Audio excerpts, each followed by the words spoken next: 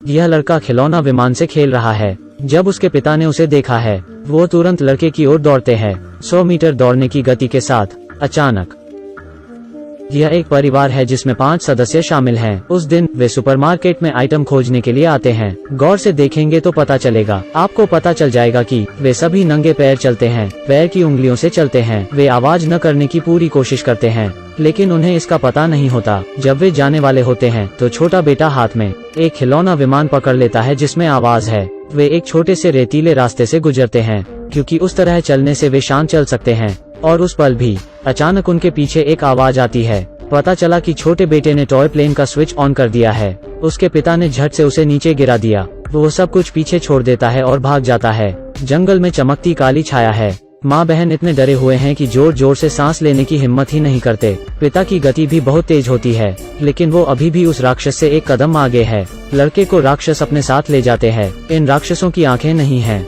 लेकिन उनकी सुनने की शक्ति बेहद संवेदनशील होती है। वे आवाज के आधार पर मनुष्यों का शिकार करते हैं। सौभाग्य से 4 का परिवार बच गया। वे केवल अधिक सावधानी से जीने की कोशिश जारी रख सकते हैं। वे अपने घर के चारों ओर चेतावनी लाइट और कैमरा स्थापित करते हैं। दीवार पर वे आवाज रोकने के लिए अखबार की एक मोटी परत से कवर करते हैं। फर्श पर वे एक मोटे कॉटन कपड़े को बिछाते हैं। भोजन भी पत्तों में लिपटा होता है। लेकिन इस स्थिति में माँ फिर से गर्भवती है। यह एक टाइम बम की तरह है। जब भी यह होता है, पूरे परिवार के लिए आपदा ला सकता है। बच्चे को सुरक्षित और सफलतापूर्वक जन्म देने के लिए वो सारे रास्ते ढूंढ लेते हैं। वे बच्चे के लिए आवाज रोकने वाला कमरा और ऑक्सीजन मास्क बनाते हैं। बच्चे के रोने से राक्षसों को आकर्षित न होने के लिए पिता हियरिंग एड पर खोज करते हैं। क्योंकि उनकी बड़ी बेटी गूंगी और बहरी है, इसलिए वो उसके लिए हियरिंग एड बनाना चाहता है, ताकि जब वो खतरे के करीब हो वो भी जान सकती है। पर वो हर बार फेल हो जाता है। उस दिन वो अपने बेटे के साथ मछली पकड़ने निकल जाता है। उनकी बड़ी बेटी परेशानी महसूस करती है, तो वो घर से अकेली निकल जाती है।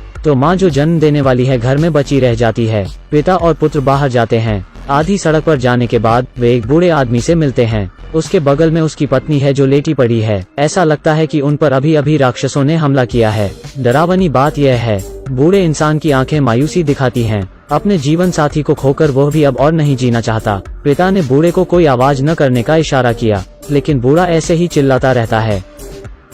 पिता ने तुरंत अपने बेटे को गले लगाया। वो अपना मुंह ढकने के लिए एक हाथ का उपयोग करता है। वो कोई आवाज करने की हिम्मत नहीं करता। राक्षस आ गए हैं। बूढ़े आदमी को तुरंत कहाँ दिया जाता है। माँ का एमनियोटिक द्रव अचानक टूट गया है। वो दर्द सहने की कोशिश करती है और फिर नीचे जाने के लिए खड़ी हो जाती है, लेकिन लापरवाही से वो एक कील पर कदम रखती है। वो हाथ में जो कांच का फोटो फ्रेम रखती है वह भी गिर जाता है। जमीन पर कांच के टुकड़ों फैल जाते हैं। इसने तेज आवाज की है। महिला को बहुत दर्द होता है, लेकिन वो कोई आवाज करने की हिम्मत नहीं करती। वो अपना पैर बाहर उठाती है। वो जल्दी से सभी को वापस बुलाने के लिए चेतावनी लाइट चालू करती है। जब वो ऊपर जाने की तैयारी करती है, उसे पता चलता है कि एक राक्षस है जो भाग के अंदर आ गया है। वो अलार्म घड़ी को सेट करने के लिए जल्दी से वापस आती है। इस बार राक्षस भी बेसमेंट में आ जाता है। अलार्म घड़ी बजती है। राक्षस तुरंत उछलता है। माँ ऊपर दौड़ने का मौका पाती है और फिर बाथरूम में छुप जाती है, लेकिन बच्चा जन्म देने वाला है। जब वो घर पर अकेली है तो वो कैसे कर सकती है। राक्षस केवल कुछ मिनट बर्बाद करता है ताकि वो उसे ढूंढ सके। सौभाग्य से पिता और पुत्र भी समय पर घर वापस आ जाते हैं। चेतावनी रोशनी देखकर पिता ने जल्दी से बेटे से कहा कि जल्दी से मकई के खेत की ओर भागो। बहुत दिनों से तैयार की गई आतिशबाजी को जलाने के लिए माँ अब और नहीं सह सकती। वो जोर से चिल्लाती है। इस बार बड़ी बेटी भी सुनती है आवाज। वो तुरंत खड़ी हो जाती है और घर वापस भाग जाती है। पिता बंदूक लेता है और बाथरूम में भाग जाता है। वो बाथटब में खून देखता है। वो सोचता है कि उसकी पत्नी पहले ही बुरी चीजों से मिल चुकी है। अचानक उसके बगल में खून से भरा एक हाथ दिखाई देता है। यह पता चलता है कि उसने सफलतापूर्वक बच्चे को जन्म दिया है। पिता ने माँ और बच्चे को आवाज रोकने वाले कमरे में पहुंचा दिया। वो चिंतित है कि बच्चे का रोना राक्षसों को आकर्षित करेगा, इसलिए वो बच्चे को ऑक्सीजन मास्क पहनाता है और बच्चे को शोर रोकने वाले बॉक्स में लेटा देता है। व्यवस्था करने के बाद वो जल्दी से अपनी बेटी और बेटे को खोजने के लिए निकल पड़ा, लेकिन वो इस बात पर ध्यान नहीं देता। उसकी पीठ के पीछे नल चालू है। यह स्पष्ट नहीं है कि इसे क्यों खोला गया है। बेसमेंट में धीरे धीरे पानी जा रहा है और दूसरी तरफ बेटी जल्दी से घर वापस भागती है। जब वो मकई के खेत से गुजरती है, वो देखती है कि उसका भाई कांप रहा है। पता चला है कि अभी पटाखों की आवाज आ रही है। राक्षसों को आकर्षित किया है। यह जगह अब सुरक्षित नहीं है। वे केवल मकई खलिहान की छत पर चढ़ सकते हैं। वहीं बेसमेंट में जल स्तर भी धीरे धीरे बढ़ रहा है। माँ को कुछ गलत लगता है। वो तुरंत बच्चे को बचाने के लिए पानी में चली जाती है। नतीजतन राक्षस ने आवाज सुनी है, इसलिए वह भी भाग आता है। सौभाग्य से बच्चा रोता नहीं है। वो पानी के पर्दे के पीछे छिप जाती है। वो अपनी सांस को बाहर निकालने के लिए पानी की आवाज का फायदा उठाती है। राक्षस उस औरत को खाने के लिए तैयार होता है जो बच्चे को गले लगा रही है। सौभाग्य से वो नहीं देख सकता, तो यह पता नहीं लगा पाता है, लेकिन इसकी सुनने की शक्ति बेहद संवेदनशील होती है। आप बस थोड़ा सा तेज सांस लें और यह जान सकता है कि आप कहाँ हैं। वो कांपने से डरती है। वो कोई आवाज करने की हिम्मत नहीं करती और उसी पल उसका बड़ा बेटा लापरवाही से खाने के गोदाम में गिर जाता है। आवाज बहुत तेज है। इसने राक्षस को माँ की तरफ आकर्षित किया है, लेकिन मक्का बहती रेत के बराबर है। यह लड़के को और गहरा कर देता है। सौभाग्य से एक धातु का दरवाजा भी है जो गिरता है। वो जल्दी से उस दरवाजे को कसकर पकड़ लेता है। बहन देखती है कि स्थिति ठीक नहीं है, तो वो भी नीचे कूद जाती है। उसका भाई सफलतापूर्वक दरवाजे पर चढ़ गया, लेकिन बहन नीचे चली जाती है। बहुत जल्द वो मकई के नीचे फंस गई। भाई ने जल्दी से बहन को बचाने के लिए हाथ उठाया। अंत में वो अपनी बहन को भी खींच पाता है। वे चुप रहने की कोशिश करते हैं, लेकिन सांसों की आवाज अभी भी बहुत तेज है। राक्षस नीचे कूद गया है।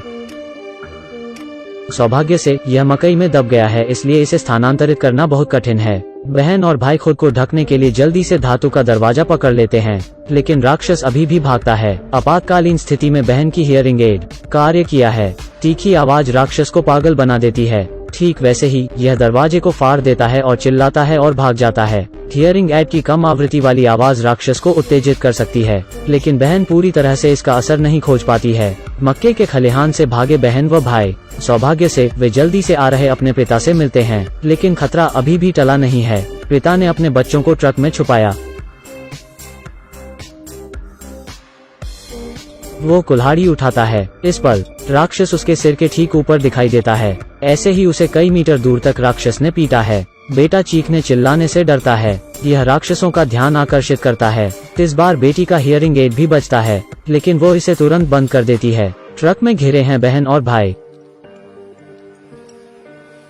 बच्चों को खतरे के करीब देखकर पिता चोट को ढक लेता है और फिर खड़ा हो जाता है। वो बच्चों को यह बताने के लिए अपने हाथ का उपयोग करता है कि वो उनसे प्यार करता है।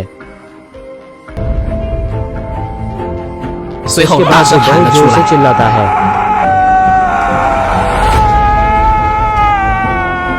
राक्षसों ने पिता को मार डाला। सबसे बड़ा बेटा भागने के लिए जल्दबाजी में कार चलाने मौका उठाता है। माँ और उसके 2 बच्चे फिर से मिले, लेकिन खतरा टला नहीं है। वे तहखाने में छिप जाते हैं। बहन श्रवण यंत्रों को देखती है जो मेज पर पूरी तरह से व्यवस्थित हैं। वो आखिरकार जानती है कि उसके पिता उसे कितना प्यार करते हैं। बहुत जल्द राक्षसों ने यहाँ का पीछा किया। माँ बंदूक लेती है। इस बार कैमरे की हाई फ्रीक्वेंसी ध्वनि राक्षस को उत्तेजित करती है। यह कैमरे को पागलपन से तोड़ देता है। बहन अचानक समझ जाती है।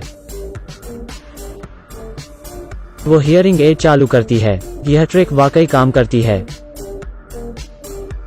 ठीक इसी तरह वो हियरिंग एड को माइक्रो के ऊपर रख देती है। बड़ी हुई उच्च आवृत्ति आवाज राक्षसों को पागल कर देती है। माँ भी समझती है हालात। वो जल्दी से राक्षसों पर एक बार फिर हमला करती है। राक्षस को माँ सिर पर मारती है। एक ही समय पर कैमरा भी प्रदर्शित करता है अधिक राक्षस हमला कर रहे हैं, लेकिन वे घबराए नहीं। वे राक्षसों की कमजोरी को जानते हैं। बेटी माइक्रो रखती है। माँ ने फिर से भरी गोलियां। वे एक दूसरे को मजबूती से देखते हैं। फिल्म यहाँ खत्म हो गई है। सिनेमा में पिता अपने जीवन का उपयोग अपने बच्चों को सिखाने के लिए करता है। डर का सामना कैसे करें, एक जिम्मेदार व्यक्ति कैसे बने। लेकिन असल जिंदगी में हम ऐसे क्यों नहीं होते। ठीक है, मैं टी यू हन हूँ। कृपया मुझे सब्सक्राइब करें। आप अच्छी फिल्में मिस नहीं करेंगे।